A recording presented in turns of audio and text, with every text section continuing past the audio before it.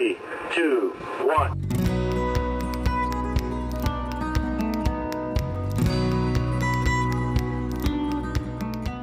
All right, welcome back to Show Me Trucks. Well, 36 GMC is still here. Didn't sell on eBay, so I got some bids, but not high enough. Just need it out of the garage right now. I have a Suburban that's sitting outside, and I would love it inside. So because it is unbelievably cold and snowing outside, and I have no heat in my garage, I'm gonna work inside. So let's see what I'm working on.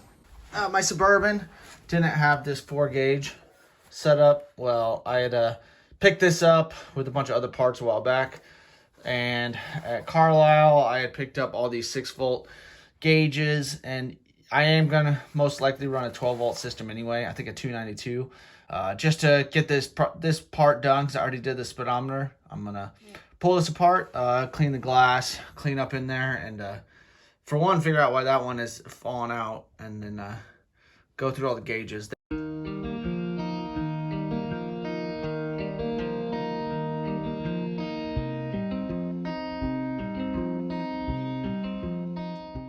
I know the lighting in here is not the best, but that gauge that was just popped off. Don't totally know what was going on with it, but and I think what I'm gonna do is I think I'm just gonna pull all these gauges out and throw all new ones in. I don't really know what the X's are. Danger zone or something. I don't know.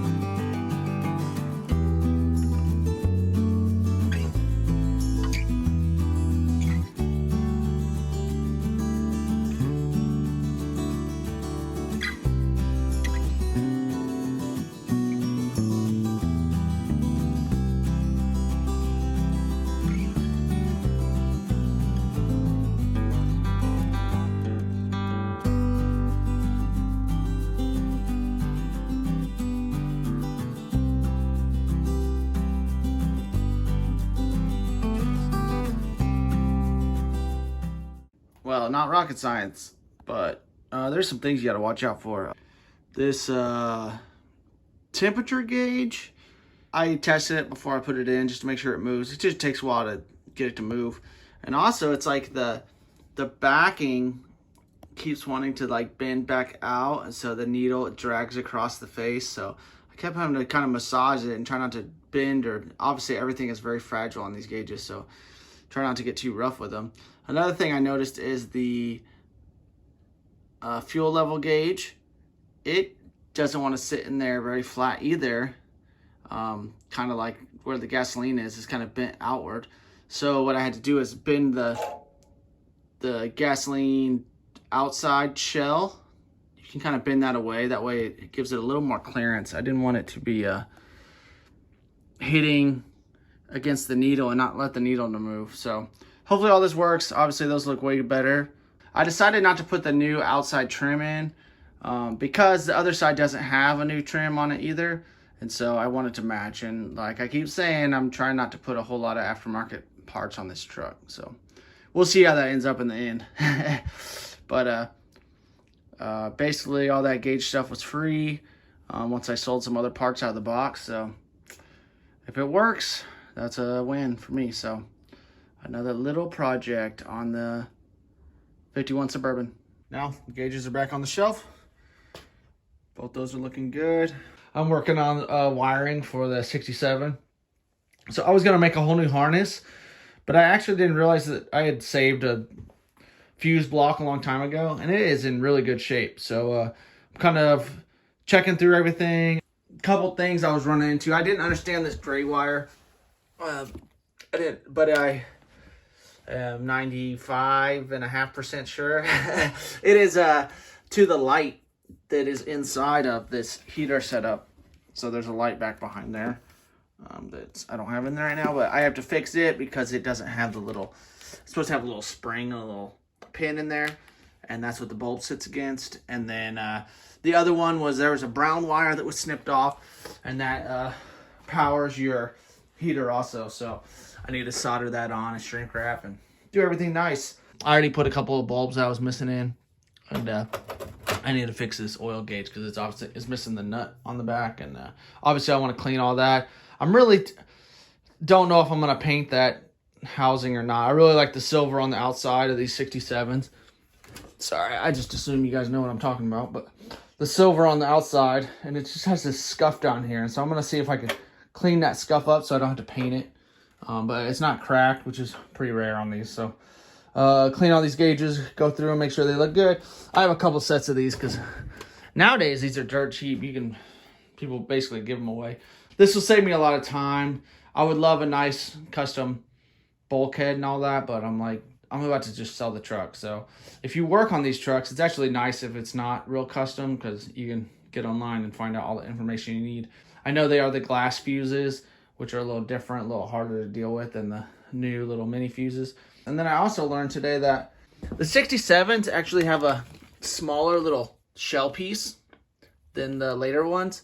But it's nice because everything in the back is the same. So these two little cones come off, and you just take that lock cylinder out, and you can interchange that. So it was nice because I have a bunch of extra parts. So I had a key to a lock cylinder, so whenever you pop that out, you can just put a new one in. This is why everyone likes simple trucks. After my 2 last LS swaps, this is amazing. They have these little glass fuses in. If you've never dealt with these, a little tricky to get out. I threw 2 new flashers in. So if you never dealt with these little canisters, these heat up and cool off, and that's what makes your turn signals and your hazards work. So the purple wire is actually going to run your cigarette lighter. I do want to run it because I still sometimes will run a charger out of there, and I would like you to have an option. I'm a little weird on cigarette lighter, like I don't want to burn my truck down, so I'll probably unplug it when I'm not using it, and it's easy to plug in. It's just a little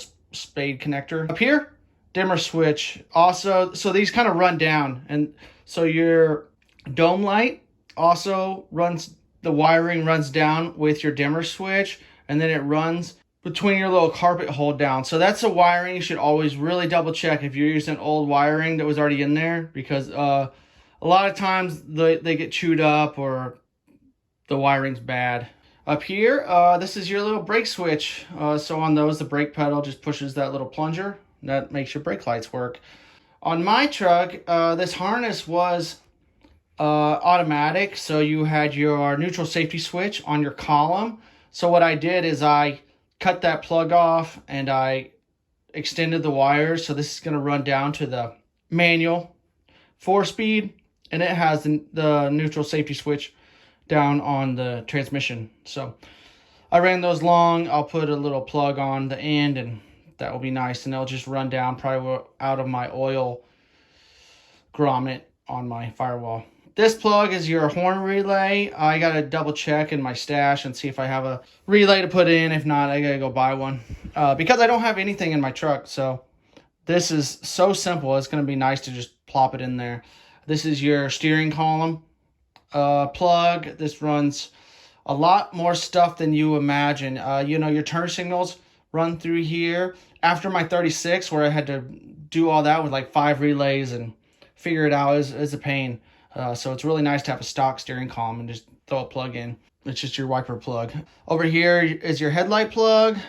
So all this kind of runs up into your gauge cluster up there. So super simple on that end. The farther you come along, this runs to your gauge cluster. On your gauge cluster, it's just a little push-in connector. The tabs are a little different on each side, so that way it makes sure you do it the right way. So whenever you come back here, and now we start getting into your ignition switch, your key switch here. There is a brown wire that is powering your heater. Runs to your heater controls. That runs over to your heater box. And that runs over to your blower motor. and it has a little grommet for the firewall, so it's gonna be nice to reuse all this original stuff. I had to work on for a little bit is the light, so that sucked. I didn't have the little tab. It was all broken off, so I had to splice in a different color, which I don't really like doing, but it all works now, whatever. And that has 2 grays going into it. Not totally sure why it has 2 wires. Not totally sure yet. But it's 2 into 1. That wire was already here. Everything I'm reading is saying the gray is going to that. So I don't really know if maybe it goes up into the column for some reason, or maybe it's coming down from your light switch. Don't totally know why it has 2 grays yet. But it's there. I'm running it. Hopefully it all works. This grounds to your dash. This plug is your backup, your turn signals, and all the lights in the back of your truck. And all this is your wiper setup. So you have a little wiper motor. So it's 2 big plugs and then your ground plug in there. So simple, simple, simple. I'm going to pull all this gross electrical tape off. I'm going to retape it. I'm going to tape the purple wire in it. That way it's just nice and clean. You don't have to deal with it. Also, I undid a little bit of tape up there just so I could pull that neutral safety switch out. I just need to go to the salvage yard. I'm gonna grab the outside plug. This setup, I didn't have it, and I'm gonna grab all new fuses, and then also I'm gonna clean up all those connectors. So I'll dig in there with a pick, make sure there's nothing in there, and then try to file it down. That way you have nice brass showing. That way you have good connections all throughout. All these lights, this is a printed circuit board, so it's nice and easy to deal with. I know if you never dealt with this, it might look crazy, but just think of each path is just a wire, and whenever they're all connected, that means it's a ground. So these are super simple. Not a whole lot to mess up on these, but if you do have one torn up, like I said, you can get these gauge clusters really cheap. So you probably buy that circuit board, but it's probably more expensive than a whole new gauge cluster. Another little side project. This is the heater knob setup I'm going to be using. If you're not familiar with these trucks, they usually have a black face on the 67s, and then they turn to this silver face on the later ones. And something you'll find on these is they're very prone to breaking these arms in the back. So that arm has like a little rod that shifts in there. Just be ready. They're broken a lot. So this was missing one, so I had to scavenge an arm off this. That's why you kind of keep all this broken stuff. And even this arm that was on the other one was it's like JB welded together. These ends pop off, so you can't get them out unless you pop those ends off, and you got to pull pretty hard on them. And then I think what happens is a lot of times those cables get rusted up, or something's happening in the heater box, and then they start cranking on it and break it. So save all these parts. Another thing that's cool is somebody had stripped out all the threads that go in the bottom, so I'm gonna have to probably either retap that to a bigger size, or I might just run longer ones and then run a nut on the back side. All of it's moving and working now, and not too painful. You just have to bend this little retainer clip, and then be careful because I broke one.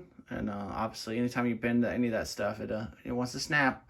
So it's not a point restoration or anything. So I cleaned it up a little bit. This stuff works. I've never actually had to clean one up in my truck or had any real issues with mine. Not a big project, but something good to just knock it out of the way.